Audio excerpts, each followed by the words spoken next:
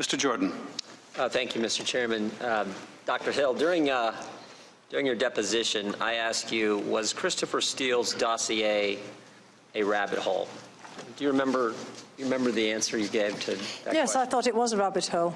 Yeah, and you also said a couple pages later in the deposition, or in the transcript that I have here of your deposition, that you thought he got played.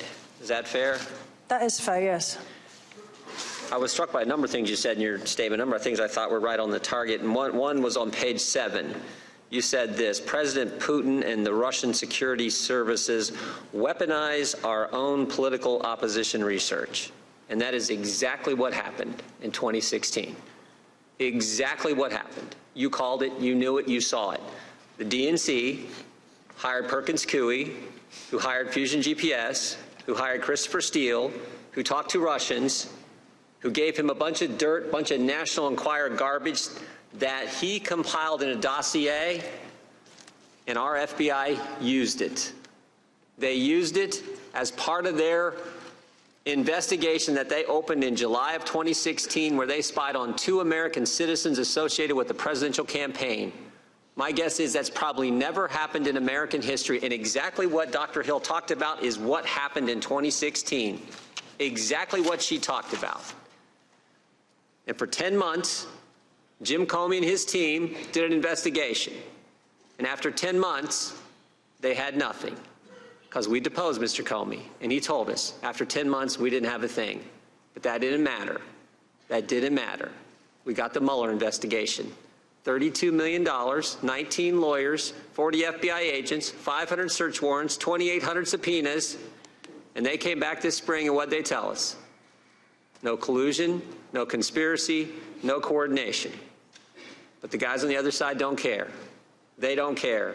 They're doing what Dr. Hill said, a number of important things in her opening statement. They're doing exactly what Dr. Hill talked about.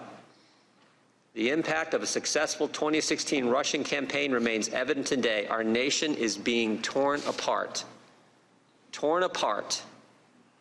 I've never seen it this divided, and it is not healthy. It is not healthy for our culture, our country, not healthy for our nation, but that's what these guys are doing. No conspiracy, no coordination, no collusion, but they don't care. Now this whole impeachment thing, as the witness said yesterday, without an announcement from Zelensky about an investigation, they weren't going to get a call with the president, they weren't going to get a meeting with the president, they weren't going to get aid from the United States. But guess what? Ukraine, they got the call, they got the meeting, and they got the money, and there was never an announcement of any type of investigation. But they don't care. They're going to move forward. There's going to be some kind of report. They're going to send I assume, something to the Judiciary Committee, and the process is going to go forward, and there'll be a trial in the Senate, all based on some anonymous whistleblower who came forward with no firsthand knowledge, who's biased against the president, who worked with Joe Biden. Now all this. Now all this. This is... Dr. Hill's right. She said it. We got to stop this. But they're not going to. And they're doing it all 11.5 months before the next election. And I think maybe the most telling thing is what the Speaker of the House said Sunday. Speaker of the House said Sunday. This is scary. Speaker of the House said Sunday. National Sunday morning TV show. She said the president is an imposter. The guy that 63 million people voted for, who won an electoral college landslide, the Speaker of the House of Representatives called the President of the United States an imposter. Sad. It is sad what the country's going through. I wish it would stop, but unfortunately I don't think it is. Mr. Chairman, I yield back.